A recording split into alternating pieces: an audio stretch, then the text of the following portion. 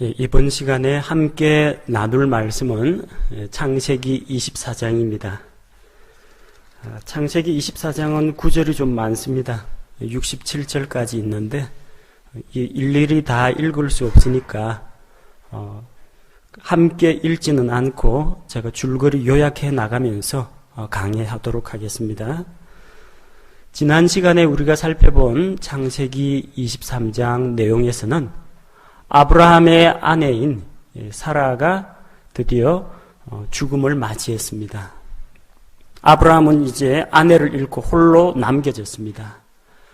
아내 사라가 죽었기 때문에 또 다른 아들을 기대할 수는 없습니다. 하나님께서 말씀하시기를 사라에게서 나는 자라야 약속의 씨, 곧 내 자손이라 할 수 있다. 그렇게 말씀하셨기 때문에 이제 사라가 없는 마당에서 유일하게 기대할 수 있는 이 희망의 씨앗이 되는 것은 100세 얻은 이삭입니다. 아브라함이 나이가 많이 들어서 이제 늙어서 자기도 죽음을 앞두고 있습니다. 죽기 전에 자기 아들 이삭의 배우자, 아내를 얻어줘야만 여기에서 다음 세대, 그 다음 세대, 하늘의 별과 같이 많은 자손들을 얻을 수가 있다는 걸 생각하고 24장에서는 아들 이삭의 신부감을 구하는 이야기가 기록되어 있습니다. 우리가 창세기 24장을 읽을 때 주의해야 할 점은 창세기 24장에 등장하는 주인공은 이삭도 아니고 리브가도 아닙니다. 본장의 주인공은 아브라함의 늙은 종입니다. 자, 이 아브라함의 늙은 종이 왜 중요한지 이야기를 한 구절 한 구절씩 읽으면서 진행해 나가도록 하겠습니다. 자, 1절, 아브라함이 나이가 많아서 이제 연로한 몸이 되었습니다. 그리고 주께서 모든 일에서 아브라함에게 복을 주셨습니다. 그의 가정과 또한 그가 가지고 있는 소유물, 양과 가축들의 건강과 또 번식, 우물 관리하는 일들, 모든 일에 대해서 주변에 있는 이웃들과의 화목한 관계, 이 모든 것에서 주께서 복을 주셨습니다. 이제 복을 이어받을 그 아들 이삭을 위해서 아브라함은 신부감을 얻어주려고 합니다. 2절에 보니까 아브라함이 자기 집에서 가장 나이 많은 종, 곧 자기의 모든 소유를 관리하는 종을 불러서 맹세를 시킵니다. 종이라고 해서 단순히 우리가 오늘날 생각하는 식으로 부려먹는 노예 정도로 생각하면 안 됩니다. 근동지방에서 이 종이라고 하면은 그 가운데에서 오랫동안 주인과 함께 해온 이 종은 부려먹는 하인이나 노예가 아니라 그 집안의 청직입니다. 주인의 모든 재산을 관리할 책임이 있고 또 그걸 잘 관리해서 주인의 아들에게 물려주고 주인이 죽으면 그 아들에게 충성을 맹세하는 그런 종이 있다는 겁니다. 그래서 이 늙은 종 역시 아브라함의 모든 소유를 관리하던 청직이었다는 것을 알 수가 있습니다. 그래서 아브라함이 그 종에게 내 손을 내 넓적다리 밑에 넣으라고 합니다. 주인이 의자에 앉아 있는데 그 밑에다 이제 손을 집어넣으라는 거. 자, 우리 생각으로는 이게 좀 뭔가 어색하고 이상한 장면 같지만 이 근동지방의 풍습입니다. 종이 그 침상이나 의자에 손을 이렇게 대놓으면은 그 종의 손을 주인이 엉덩이로 깔고 앉습니다. 뭘 말하느냐면 이 종은 주인의 권위하에 있는 존재다. 그걸 고백하는 일종의 의식입니다. 그래서 이제 너는 내 지배하에, 나의 통제하에 있으니까 지금부터 하는 말은 반드시 신실하게 지켜야 한다는 엄숙한 서약을 하는 겁니다. 서약의 내용이 무엇입니까? 3절에 보니까 내가 너로 하여금, 종으로 하여금 하늘의 하나님이시자 땅의 하나님이신 주를 두고 맹세하게 할 터인데 너는 나와 함께 거하는 이 가나안 땅에 있는 사람들의 딸 중에서 내 아들을 위해서 아내를 취하지 말라고 했습니다. 하나님께서는 자기 민족, 자기 백성이 이 세상 사람들과는 분리되는 것을 원하십니다. 만약에 가나안의 딸들 가운데에서 이삭의 아내가 나온다면은 자녀 교육은 어머니 몫이죠. 그 엄마의 영향을 받아가서 가나안의 우상숭배와 가나안의 가증한 풍습들을 그 후손들이 배우게 됩니다. 그래서 이 땅에 있는 사람들 가운데에서 아내를 취하지 말라고 했습니다. 첫 번째가 이 세상과의 분리를 강조합니다. 내 아들 이삭의 배우자감으로 합당한 존재는 누구인가? 이 세상에 우상숭배를 좇아 사는 이 가나안 지방 사람들은 안 된다는 겁니다.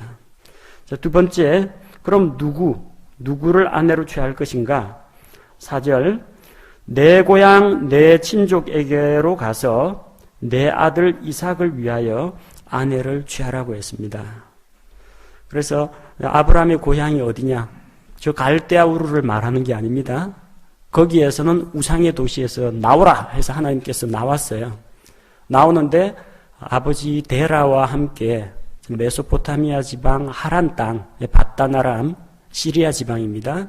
그쪽에서 한동안 정착을 했습니다. 아버지 데라는 거기서 죽고 자기의 형제인 나홀은 거기에 머무릅니다. 아브라함은 가나안 땅으로 데라가 죽은 이후에 가나안 땅으로 들어오게 됩니다.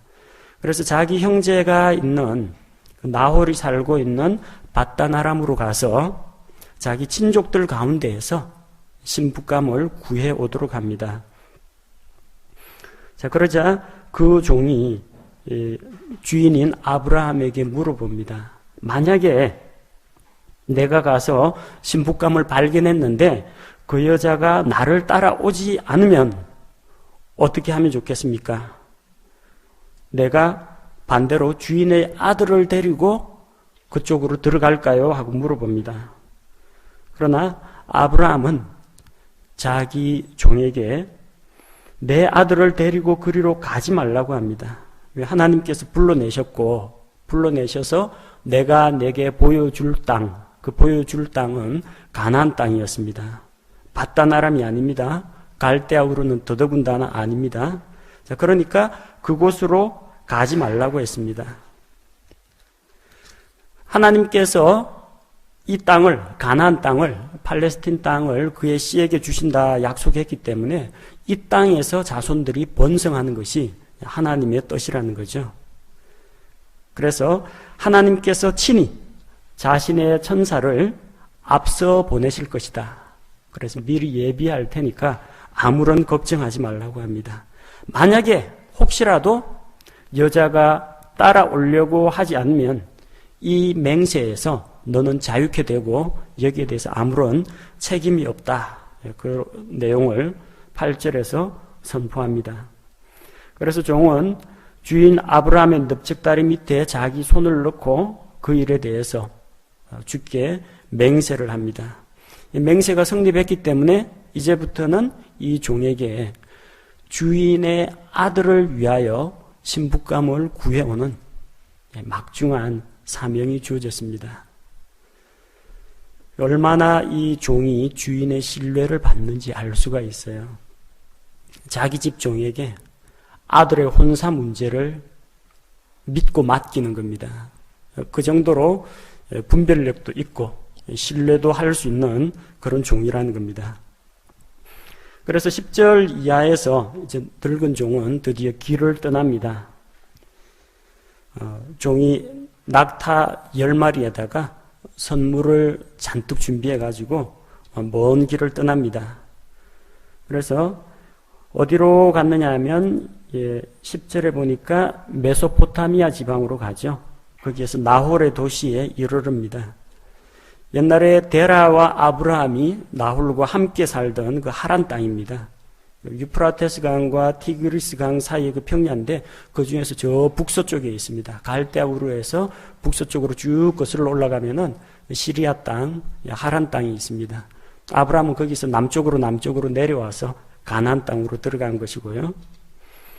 자, 마침내 그 먼 여정을 마치고 11절에 보니까 그 도시 바깥에 있는 우물가에서 낙타들을 쉬게 합니다.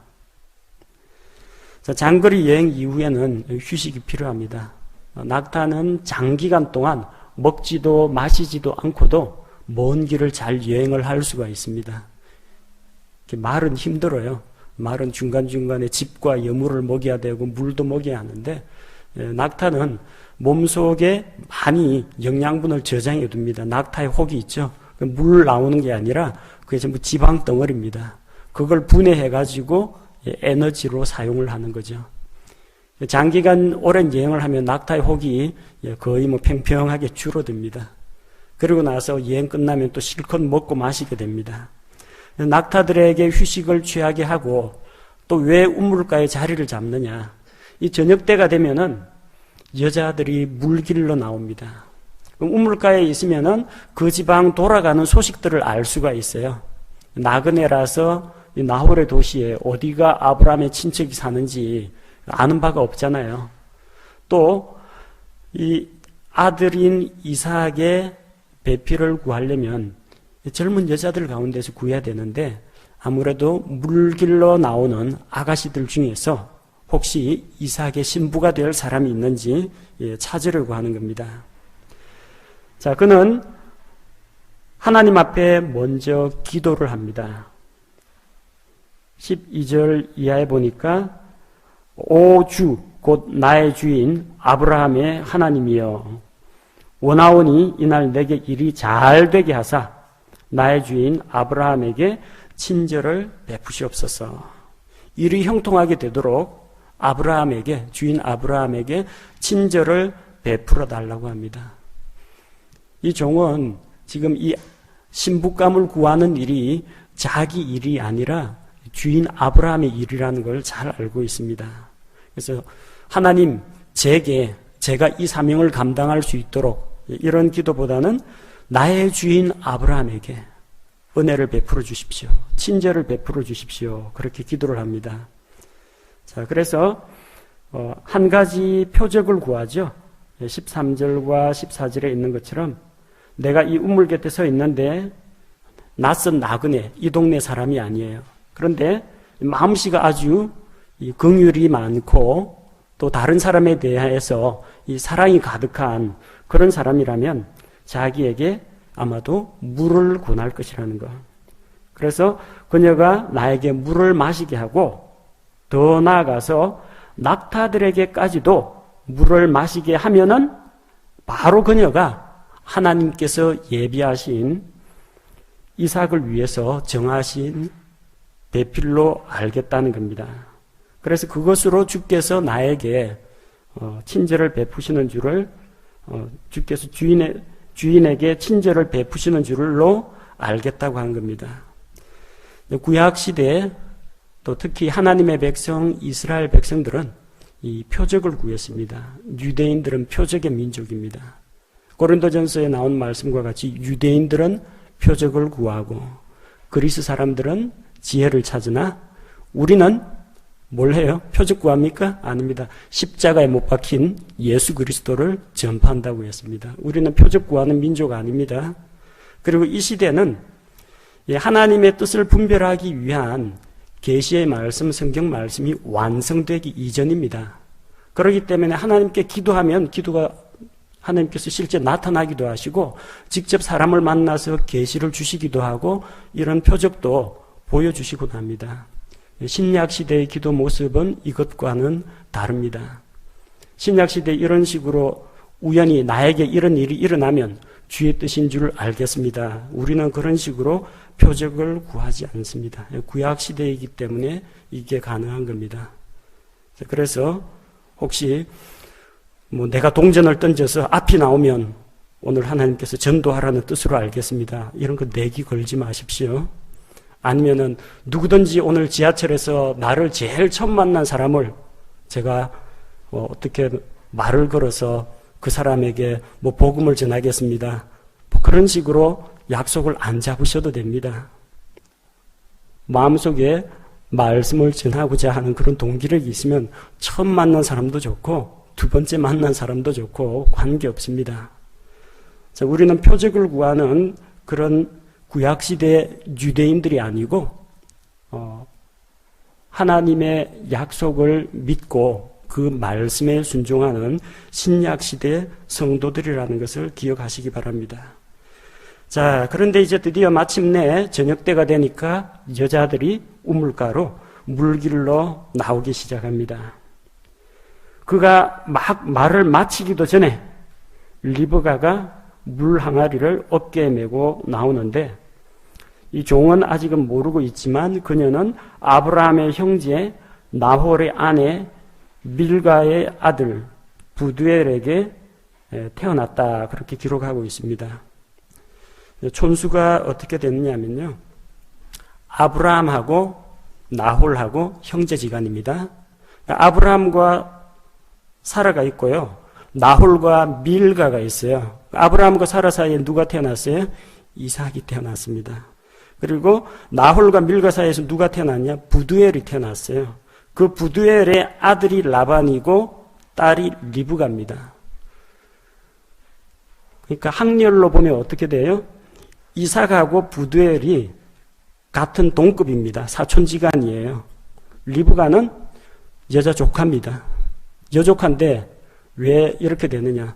이삭이 원체 아브라함의 노년에 백세에 낳은 아들이기 때문에 거의 리브가하고 나이가 거의 맞을 겁니다.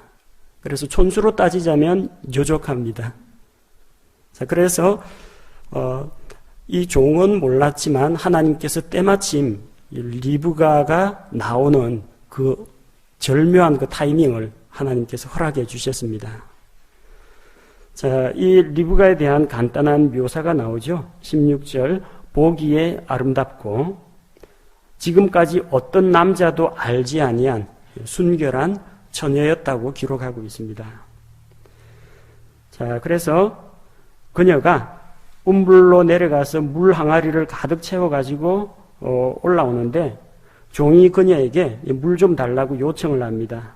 그러자 그녀가 물 항아리를 내려서 그에게 마시게 하고, 여행자이고 낙타 10마리가 우물가에 쭉 앉아 있는 것을 보고 당신의 낙타들이 마실 때까지 그것들을 위해서도 물을 기르리이다. 언제까지요? 낙타들이 물 다 마실 때까지. 보통 일 아닙니다. 리브가의 머리에 올라가는 조그마한 물 항아리는 그리 큰 게 아닙니다. 그리고 자, 우물에 내려갔다 우물에서 우물로 내려가서라고 되어 있죠. 16절 우물로 내려가서라고 되어 있는데 이게 우리 동네 우물처럼 평평한 땅에다가 둥글게 담 쌓아놓고 두레박으로 물 깃는 그런 우물이 아니고요. 물이 증발하는 것을 막기 위해서 이 땅을 파가지고 지하에다 우물을 만든 겁니다. 지하 계단을 내려가야 물을 떠올 수가 있어요. 자, 그래서 그 깊은 우물까지 오르락 내리락 하면서 물을 깃는데 어느 정도를 길어야 되느냐? 늙은 종이야 그냥 꿀꺽꿀꺽 한 모금 마시면 그냥 그만입니다. 낙타 한 마리가 여행을 마치면 보통 물 100리터를 마십니다. 100리터. 10마리면은 1000리터예요. 1000리터가 어느 정도 되느냐 하면은 여러분 저기 뭐 기름 보일러 그런 거 할 때 기름통 큰 거 드럼통 있죠? 그 드럼통 5개 분량입니다. 여자 혼자의 몸으로 계단 오르내리면서 그걸 다 채워야 되는 거예요. 낙타 10마리 먹이려면 언제까지? 낙타들이 만족하게 마실 때까지 그 일을 한다는 겁니다. 이 웬만한 친절과 이 관심이 아니면 이렇게 하기가 힘듭니다. 자기 집 식구도 아닌데 낯선 외인에게 자, 이런 친절을 베푼다는 건 예산 일이 아닙니다. 자, 그래서 그 말을 듣고 이 종이 그녀를 보고 놀라워하며 신통하게도 참 하나님께서 내가 기도한 대로 이렇게 만나게 해주셨구나. 거기에 대해서 감사하는 마음으로 하나님께서 자기에게 과연 앞으로의 여정을 형통하게 해주셨는지 지켜봅니다. 그리고 22절에 이제 낙타들이 마신 뒤에 그 사람이 금귀고리 그리고 금팔찌 이것들을 취해가지고 주고 신혼조에 들어가죠. 네 집 딸인지 알아야 됩니다. 왜? 지금 기도해가지고 친절을 베풀어 주는 것까진 맞아요. 근데 기도 응답이 되려면 뭐가 있어야 됩니까? 아브라함에게 맹세하기를 내 친족의 집에 가서 이삭을 데리고 오라고 했는데 이게 만약 친족이 아니면은 이 여자는 아닌 겁니다. 친족인지 아닌지 누구에게 속했는지 23절에 너는 누구의 딸이냐 알려달라고 합니다. 자, 그런데 기도 응답이 정말 이루어졌습니다. 24절에 보니까 나는 밀가가 나홀에게 낳은 아들, 밀가가 나홀에게 낳은 아들, 밀가의 아들인 부두엘의 딸이라고 합니다. 자, 그러니까 분명히 친족이 맞죠. 아브라함의 형제인 나홀의 손녀, 나홀의 아들이 부두엘이고 부두엘의 딸이기 때문에 나홀의 손녀입니다. 그제서야 종이 머리를 숙여 주께 경배하고 찬송하며 자기를 주인의 형제의 집까지 형통하게 인도하신 것에 대해서 감사를 드립니다. 그래서 나의 주인 아브라함의 하나님을 찬송할지로다 이야기를 하니까 듣던 이름이죠. 자기 할아버지의 형제분, 그 집에서 온 사람이라는 걸 듣고 소녀가 깜짝 놀라서 자기 집으로 달려가서 사람들에게 알립니다. 자, 알리니까 멀리서 손님, 그것도 친척이 찾아왔습니다. 누가 나오냐? 라반이 나와서 종을 맞이해 드립니다. 리브가의 말을 듣고 곧장 우물로 달려와서 그 사람에게 이르고 또한 귀고리와 팔찌를 보고 리브가의 말을 듣고 그 사람에게 나왔는데 마침 그는 우물에서 낙타 곁에 서 있었습니다. 그래서 그를 먼 곳에서 온 그 친척에게서 온 사람을 자기 집으로 맞이해 드립니다. 드디어 기도가 응답이 되어서 아브라함의 친척인 나홀의 그 가족들 집에 늙은 종이 가게 되었습니다. 손님이 오면은 제일 먼저 짐을 내리고 가축들을 쉬게 하고 그 사람에게 발 씻을 물을 주고 음식을 대접하는 게 근동 지방의 예절입니다. 그래서 음식을 그 앞에 차려놓았는데 33절 보니까 이 종은 내가 내 용무, 나의 사정을 다 말하기 전에는 먹지 않겠다고 합니다. 장거리 여행을 하느라고 상당히 피곤하고 힘들었을 텐데도 자기는 여기 먹고 쉬러 온 것이 아니라 주인의 명을 받아가지고 신부감을 데리러 온 것이죠. 그래서 먼저 자기 용무부터 이야기하려고 합니다. 지나온 자기가 지금까지 왜 여기에 와 있는지 자기 사연을 이야기합니다. 어디부터 이야기합니까? 앞쪽에 나왔던 이야기 반복됩니다. 자기 주인 아브라함이 자기에게 맹세를 시켜서 이삭의 아내를 구해와라. 가나안 지방의 딸들은 안 된다. 내 친족의 집에 가서 아내를 구해와야 한다. 그래서 자기가 길을 떠난 것과 또한 자기가 도착해서 하나님 앞에 이삭의 신부감 될 사람을 이렇게 보여주십시오 하고 기도한 그 사실과 또한 리브가를 만난 것이 바로 기도 응답이라는 것을 확인했다는 것, 그리고 자기가 그래서 이 집까지 오게 되었다는 것을 장황하게 다 설명합니다. 아주 상세하게 설명해서 48절까지 쭉 자기 사연을 다 이제 설명을 합니다. 그리고 49절에서 이제 선택의 시간, 선택을 요구합니다. 당신들이 정말 친절하고 진실하게 나의 주인 아브라함을 대접하려거든 내게 결혼 승낙에 대해서 결혼을 승낙한다고 이야기를 해주고 만약 그렇지 아니할지라도 결혼은 우리가 허락할 수 없다. 찬성이든 반대든 어쨌든 의향을 알려달라고 이야기합니다.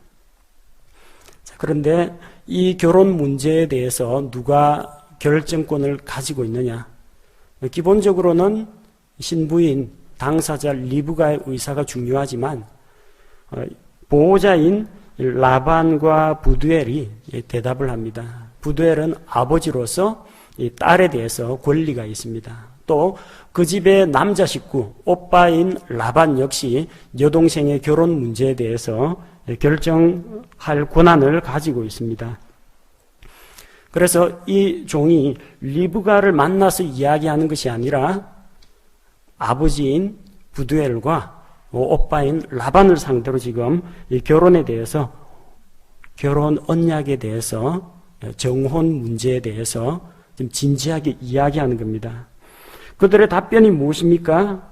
참으로 아름다운 그런 고백이 나왔습니다. 50절. 그 일이 주로부터 나왔으니 우리는 그대에게 나쁘다 좋다 할 수 없노라. 참 얼마나 감격적인 말인지 모릅니다. 이 일이 주님께로부터 말미암았다는 겁니다. 지금 그 먼 여정을 여기까지 오게 하신 그 주님과 또한 멀리 가나안 땅까지 가서 어떻게 사는지 이 연락도 제대로 되지 않던 아브라함으로부터 아브라함에게 아들이 생겼다? 아들 못 낳았던 사라가 아들을 낳고 죽었다? 이런 소식을 들으니까 정말 하나님에 대한 찬양이 나오는 겁니다. 그리고 잊지 않고 자기 친족의 집에서 신부감을 데려가겠다. 하나님께서 인도하시고 때마침 리브가를 만나게 하시고 때마침 리브가가 그와 같은 친절을 베풀고 그래서 여기까지 온 것이 결코 사람이 보기에는 우연인 것처럼 보이지만 하나님의 섭리하심이 있었다. 그러므로 주께로부터 이 일이 말미암았기 때문에 우리는 가타부타 이야기할 필요가 없다는 거예요. 하나님의 뜻이 이루어지리다. 그렇게 고백하면서 승낙을 합니다. 승낙의 표시입니다. 그래서 51절에 리브가가 그대 앞에 있으니 그녀를 데리고 가서 주께서 말씀하신 대로 그녀가 그대 주인의 아들의 아내가 되게 하라 하며 주께서 말씀하셨습니까? 하나님께서 꿈으로 계시로 저기 바다나람에 가면은 리브가라는 여자아이가 있을 테니까 데려다가 신부로 삼아라 이런 말씀을 하신 적이 없습니다. 그러나 부두엘과 라반은 종이 기도한 그 기도 내용이 하나님의 응답으로 이루어졌다는 것을 믿고 인정해 주는 겁니다. 이 일은 주께서 허락하신 일이다.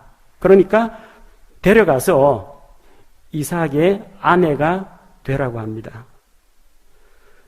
52절에서 성공적으로 자기 임무가 이제 거의 마무리되어 가니까 종이 먼저 그들의 말을 듣고 아유 감사합니다. 이런 고백이 먼저 나오는 게 아니라 제일 먼저 땅에 엎드려 주께 경배합니다.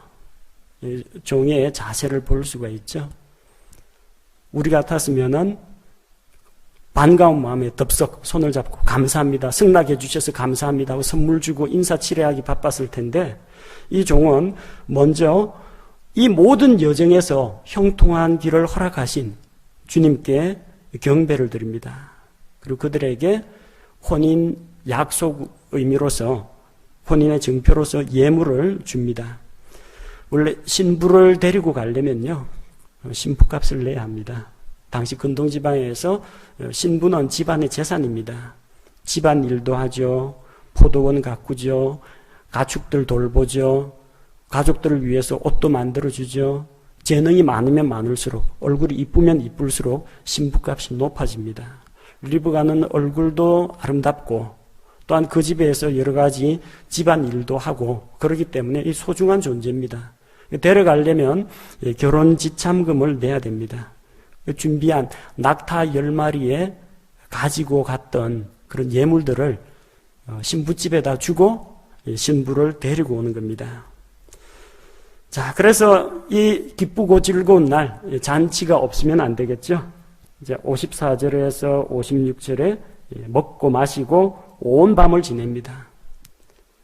그리고 아침에 일어납니다.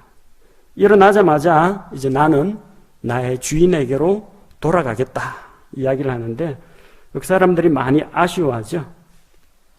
그녀의 오라비와 라반과 그 어머니가 말하기를 소녀가 며칠을 적어도 열흘 정도는 우리와 함께 머물고 천천히 작별하게 해달라고 하는데 종은 길을 재촉합니다. 주인에게 받은 바 사명이 있기 때문에. 자, 그래서 그러면은 지금 당장 떠날 것인지 좀 머물면서 친정 식구하고 작별 인사하고 떠날 것인지 소녀에게 물어보기로 합니다. 리브가에게 물어보는데 내가 이 사람과 함께 가려느냐 물어보니까 가겠나이다. 단번에 대답이 나옵니다. 리브가 역시 이 결혼 문제가 하나님께로부터 말미암았다. 그런 걸 알고 기꺼이 떠나가려고 합니다. 자, 그래서 어떻게 보면 이 딸의 이런 단도직입적인 승낙이 한편으로는 부모가 보기에는 좀 서운하게 느껴질 수도 있습니다. 열심히 잘 키워놨더니 시집 간다고 하니까 두말 없이 가겠습니다 하고 따라 나서니까. 하지만 보내야죠. 결혼 언약이 성사가 되었는데 떠나보냅니다. 리브가와 그녀의 유모와 아브라함의 종과 그의 사람들을 이제 함께 보냅니다. 자, 그래서 마침내 또 리브가는 먼 길을 떠나게 됩니다. 리브가를 보내면서 그들이 축복의 말을 들려주죠. 너는 우리의 누이다. 너는 수천 수백만의 어머니가 될지어다. 내 씨가 자기들을 미워하는 자들의 문을 소유할지로다. 이런 축복의 말과 함께 보냅니다. 그리고 결혼 선물로 또 리브가에게 자기 소녀들이라고 했는데 이 하녀들을 이야기합니다. 하녀들을 딸려 보내고 그래서 함께 낙타를 타고 그 종을 따라갑니다.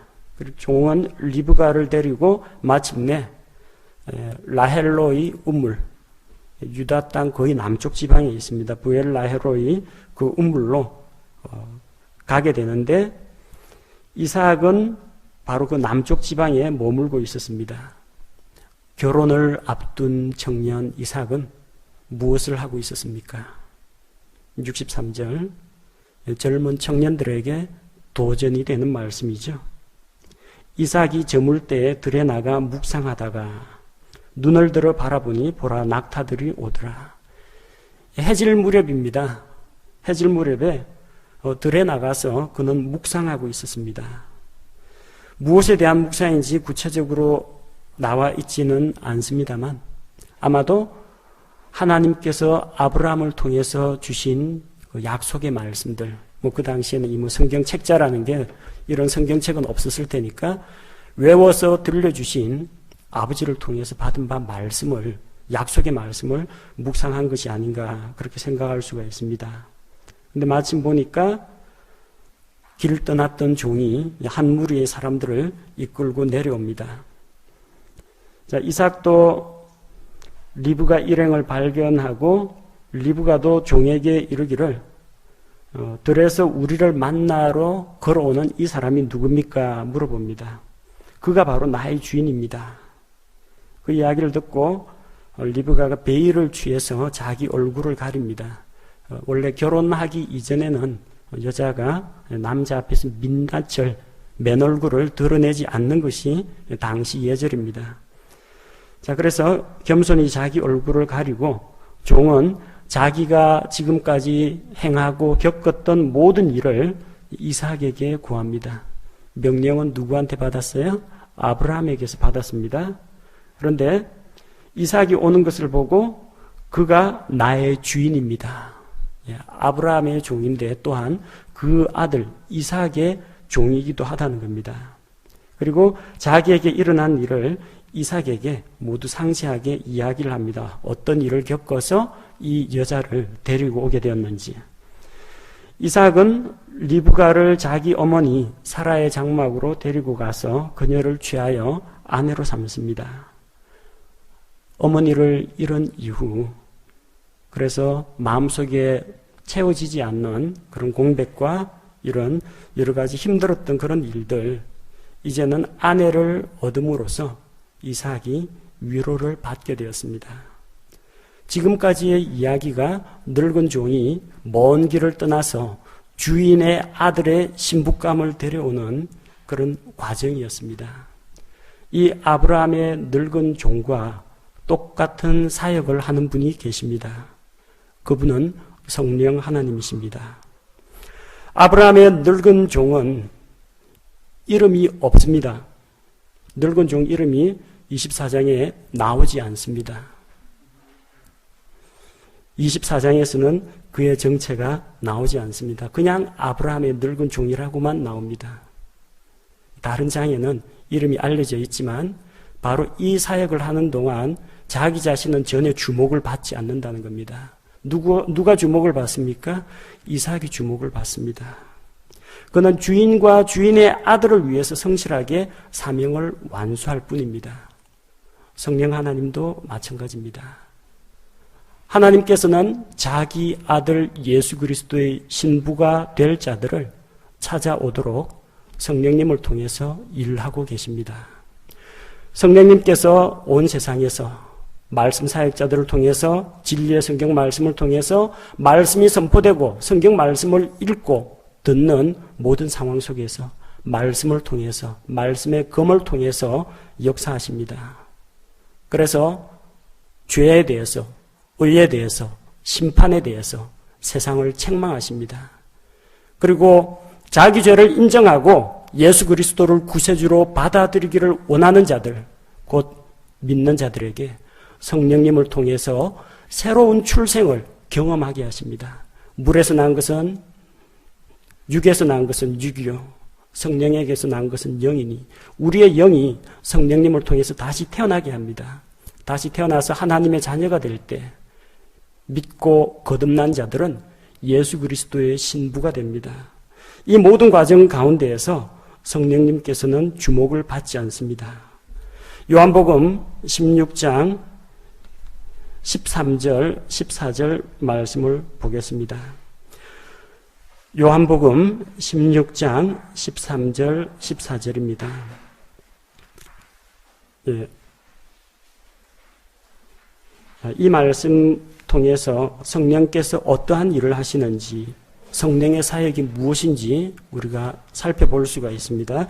13절 보니까 그러나 그분 곧 진리의 영께서 오시면 너희를 모든 진리 가운데로 인도하시리니 그분은 스스로 말씀하지 아니하시고 무엇이든지 자기가 들을 것만을 말씀하시며 앞으로 일어날 일들을 너희에게 보이시리라. 자기 뜻과 의지로 이야기하시는 게 아니라 예수 그리스도의 말씀을 하시고 예수 그리스도께서 말씀하신 것을 기억나게 하시는 분입니다. 14절 그분께서 나를 영화롭게 하시리니 이는 그분께서 내게서 받아 그것을 너희에게 보이실 것이기 때문이라.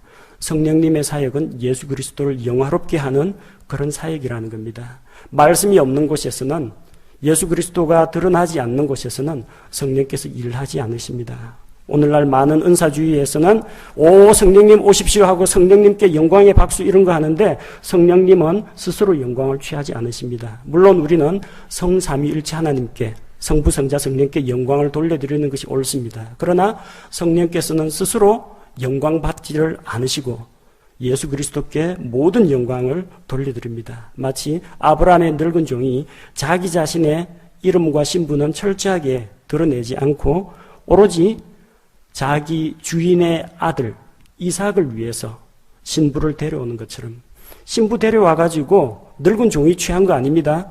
데리고 와가지고 이삭에게 넘겨줍니다. 자기는 종으로서의 사역을 감당하는 겁니다.